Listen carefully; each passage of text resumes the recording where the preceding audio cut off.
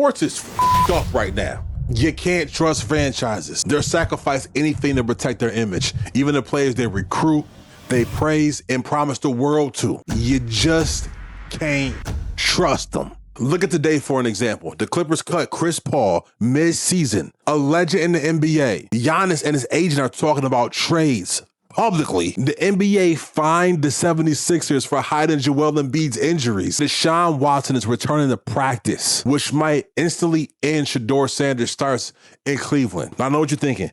These stories all look separate. They sound different, but they're not. By the end of this video, you'll see exactly how they all connected. Lock in.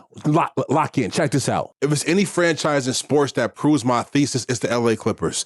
They've been sacrificing players' loyalty and promises to protect their image for damn near 20 years. Let's go back, right? Rock with me. Lob City Clippers. Nasty work. This was supposed to save everything. They had Chris Paul, Blake Griffin, DeAndre Jordan, JJ Redick, Matt Barnes, Jamal Crawford off the bench. Give me 60, please. But you know what the Clippers built around that? The best roster CP3 has ever seen? Doc Rivers. Bad rotations, blown 3-1 leads, horrible adjustments, no accountability. Therefore, this franchise does what it does best and protected the coach rather than the players itself. Because firing him would have admitted that the Clippers actually failed. And image matters way more than winning, okay? Lock in with me. Lock in, okay? Listen to me now. We're not even going to talk about the Donald Sterling thing, okay? We're not even going to let that, we're going to we just all understand that completely, right? Remember the whole Blake Griffin thing? They promised him after CP3 left the first time, he would be a Clipper for life. Even made this promo where they put him next to Martin Luther King Jr. and other people of our culture just to show his importance to the city. They had a ceremony, they raised banners, they sold him on legacy. But months later, they traded him without warning to the Detroit Pistons because keeping them would have made it seem like they bet on the wrong star. Work with me now. Therefore, they sacrificed their relationship with this player in order for the franchise to be able to protect their image. Remember, you can't trust them. It gets better. It gets better. It gets better. Let's fast forward. The PG and Kawhi thing. Remember that? Let's really think about it, okay? They didn't just go out and get 2 stars. They traded their future for these 2 stars. It didn't make basketball sense, but it made image sense, okay? Lock in with me now. All the picks they had, they gave up in order to be able to get Kawhi Leonard and Paul George, even trading Paul George for a pick that became an MVP in SGA. Listen to me now. But you knew both guys were already injury risk. The Clippers knew it too. Therefore, they sacrificed the entire future just to look like they were a serious franchise in the moment. They didn't even build a contender. They built a marketing campaign. The pattern continues. They go out and they get James Harden and Russ. More stars to pack into this clusterfuck of a roster that made no difference at all. And then this year, they do it once again. Then they go out and they get Bradley Beal to go along with CP3 again. Bradley Beal, who already wasn't working out for the Suns when he was paired up with Devin Booker and KD. It doesn't make sense. He wasn't healthy then. He's not going to be healthy now. They got him. They paid him. They rated him 1 through 10. It was dumb. But the Clippers don't care about long-term success. They care about protecting their image. Is it hitting for you now? CP3 was brought back to LA because, first of all, he wanted to retire at the end of the season, but he wanted to retire at home so he could be able to spend more time with his kids. But LA knew something. They knew with him being there, they had a chance to be able to build a marketing ploy. Walk with me now. See why he's there. They can say it's a full circle for CP3. He's coming back home. And that's what they did so they could be able to sell their brand new arena in a wild attempt to be able to change the optics that was already there with them, embezzling money to be able to pay Kawhi Leonard through this sponsorship company. But then it started getting real because they were ass. As you can see right here, CP3 was cut because of his leadership style, because he was holding management, players, coaches accountable. You see the word? Image.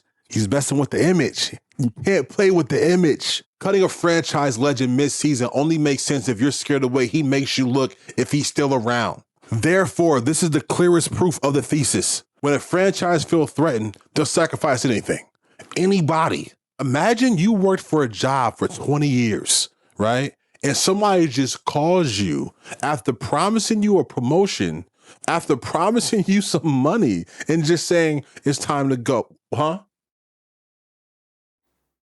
I'm I'm fired.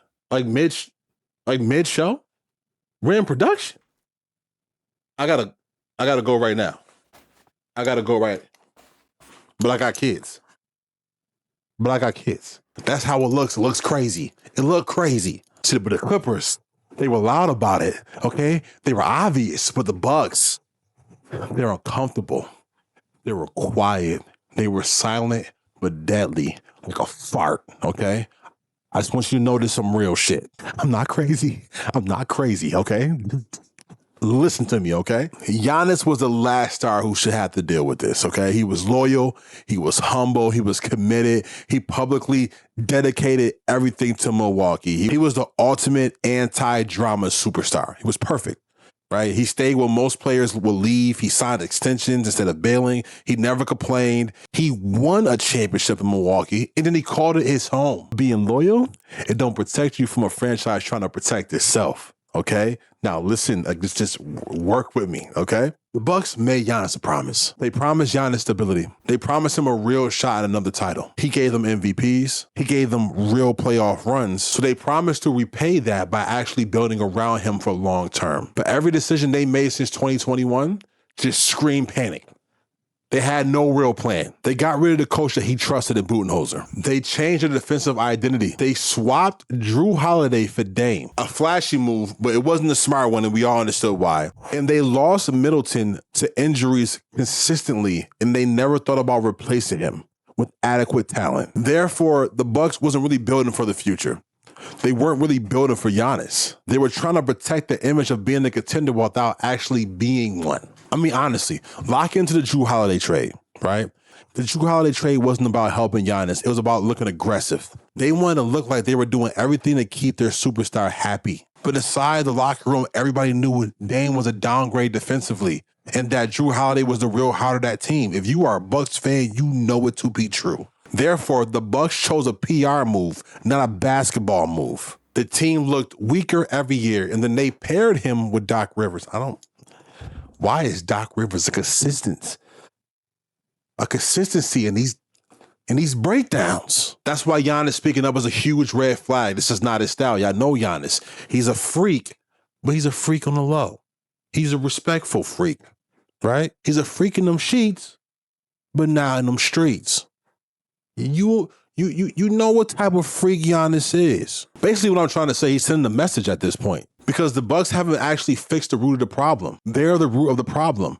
Going to trade Dame back to the Blazers so you could pick up Miles Turner? How does that actually fix anything? Where your second scoring option is Kyle fucking Kuzma.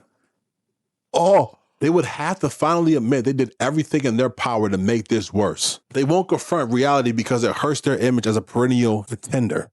Middleton, gone. Lopez, gone. Dame, gone. Drew, gone. The bench is weak. The coaching staff is Doc Rivers and Darvin Ham. And now they're about to lose Giannis because they chose to protect their image before protecting the superstar, the only superstar that's been there. Dear God. That brings us to the 76ers, right? That brings us to the 76ers. See, I'm not crazy. And somehow Doc Rivers is connected to all of this shit, okay? All of it. See, the Clippers is what happens when a franchise not only just lies to itself, right? The 76ers is what happens when a franchise lies to everybody. Do you remember a process of time that we like to call trust the process? Yeah, you do. You remember that shit. See, during this time, if I was in Philly, I'd be locked the fuck up. Okay. They told you in Philly to be patient, trust the process. Losing is a part of the plan. Okay. High draft picks is going to save everything. We're building a dynasty. Huh? I would have been in Philly locked up. I'm talking about beefing with my bitch while I'm in jail. Like that kind of locked up. See, but the process, it wasn't a plan. It was a marketing strategy, okay? Philly was never building around Joel Embiid. He was just a result of the decisions they were making in order to be able to protect their image of a franchise with a future. Rock with me now, okay? Let me cook. Just look at the receipts, okay? Jahlil Okafor, a bust. Nerlens Noel, gone. Markelle Fultz, a complete disaster. Ben Simmons, a meltdown. Michael Carter-Williams was they traded him. They traded Michael Carter-Williams. I don't even understand it. That's like them trading Tyrese Maxey right now. But even through all the chaos, Joel Embiid stayed loyal. Therefore, Philly used him as a shield. As long as they had Joel Embiid, the franchise could protect this image, pretending that the process was actually working and getting to avoid accountability completely. Let's talk about Jimmy Butler. See, Jimmy Butler was different. He was the perfect partner for Joel Embiid, right? He was the closer that Joel Embiid actually needed. He was that leader that Ben Simmons couldn't really be. He was just that perfect bridge between the defensive and the playmaking prowess you got for Ben Simmons and that offensive dominance you got for Joel Embiid. He just worked. But when it came time to choose, the 76ers protected their image again because Jimmy was tough. He questioned everything. He was outspoken. He was honest. He was intense. He was willing to call out the franchise at any point's notice. And he was too hard to control. Therefore, they let him walk and they paid Tobias Harris instead. Tobias Harris. And then the Ben Simmons era began. And they used Ben Simmons as a scapegoat, and I don't care what nobody says. Him not taking that layup, okay, that's a problem. It was 3 minutes left in that game, okay? It was 3 minutes left in that game. There was no reason they should not have been able to close out that series against that Atlanta Hawks team. Like, let's just be very honest about this. You can't explain to me how that makes sense, and I don't care what you got to say about it. But instead of taking responsibility for the horrible decisions that Doc Rivers made when it comes to actually putting players around Joel Embiid during that time period, he threw players under the bus because that's what he does as being part of these franchises. See, it always goes back to image and now Doc Rivers. And I thought it's all Doc Rivers. And this is the final straw. Clear, I want you to understand this. We joke around a lot, but this is serious. The NBA just fined the 76ers for $100,000 for misrepresenting injuries, misleading the league, and hiding his health status. I want to put this in a way that's easy to understand. Joel Embiid during this time has multiple surgeries, chronic knee problems, meniscus issues, back flare-ups, foot fractures, and long-term COVID effects that kept him from playing for a long time. He complained about it. None of us listened. We all blame Joel Embiid, but it's not Joel Embiid's fault. And that's not a small mistake. The franchise chose their image over the long-term health of their MVP because him missing games hurts the 76ers' image of being contenders. Therefore, they're willing to risk his career to look better. Which brings us to the last connection. Okay? Cleveland. I know y'all probably asking, how? How does this connect to Doc Rivers and image? I don't even know how Doc Rivers became a side plot to this, but you know what? Hear me out. Doc Rivers was a coach of the Celtics. Who was their biggest rivalry in the East Coast at that time? Cleveland. Not crazy, okay? I'm not fucking crazy. Just hear me out. We find ourselves in Cleveland. I want you to breathe it in. I want you to really take a sniff. Get it all in there. I want you to breathe in the aroma of the ass that Cleveland has been for the last 20 years. 30 starting quarterbacks since 1999. The Brady Quinn era. The Colt McCoy era. The Johnny Manziel era. The Baker Mayfield era. The Kobe Brissett era. And the one I love the most, okay? Jameis Winston can do no wrong. The man asked God to save him from interceptions, from pick sixes. But the Browns love telling you that they're one quarterback away. It's not about winning for the Browns. It's about protecting the illusion that they are almost there. constantly almost there, which led them to the biggest gamble in NFL history. Deshaun Watson, a fully guaranteed $230 million contract. It's the first of its kind, right after a major PR disaster that he was going through, which kept him from playing football for a long time. It was a huge financial commitment, but the Browns didn't care about the risk. They cared about the image of landing a superstar quarterback by any means necessary. They wanted to look aggressive. They wanted to look relevant. They wanted the headlines. They wanted to erase the 20 years of failures at quarterback in one single move. Therefore, they tied their entire future to Watson before he even stepped on the field and showed them what he can do. To protect their image, they sacrificed their integrity and all the fans in the process. Now you have the Stefanski quarterback drama.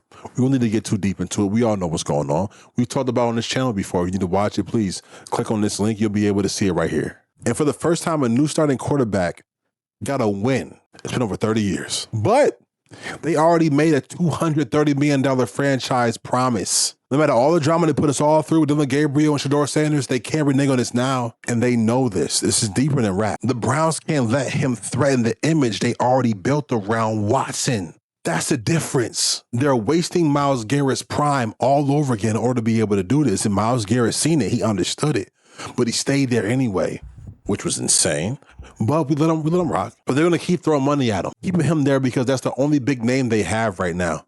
He has to play hero ball, not only for the defense and for the offense, of course, but for the whole franchise. And Garrett's prime becomes a casualty in the Browns' obsession of protecting their image. I just need y'all to just lock in with me here. And now Deshaun Watson is returning to practice. He has a 21-day window to be activated on the roster. He's too tied to the team's brand, too expensive to bench, too expensive to trade, but you got Shedeur Sanders there. It don't matter.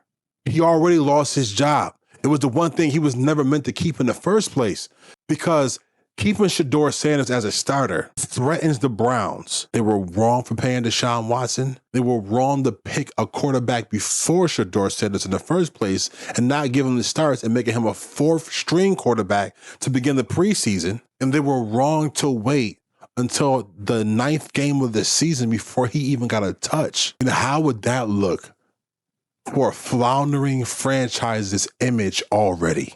So in closing, the Clippers sacrificed a legend. The Bucks sacrificed their loyalty. The 76ers sacrificed health. And the Browns sacrificed their future. After looking at all four, you realize something. Players don't choose their legacy. The franchise does. Because the franchise will always protect itself. It don't matter if you're a legend like Chris Paul, if you're an MVP like Giannis or in Joel Embiid, if you're a future star like Shedeur Sanders, none of it matters. Because the truth is harsh enough, but you have to understand the logo on the front or on the side of the helmet is always going to be more powerful than the name on the back. Make sure that you hit the subscribe button if you agree. Make sure you comment if you don't. Tell me which franchises you think is most guilty of protecting their image over their players. Because trust me, isn't the last time we're going to see it. Sports is fucked up right now, and it's only getting worse.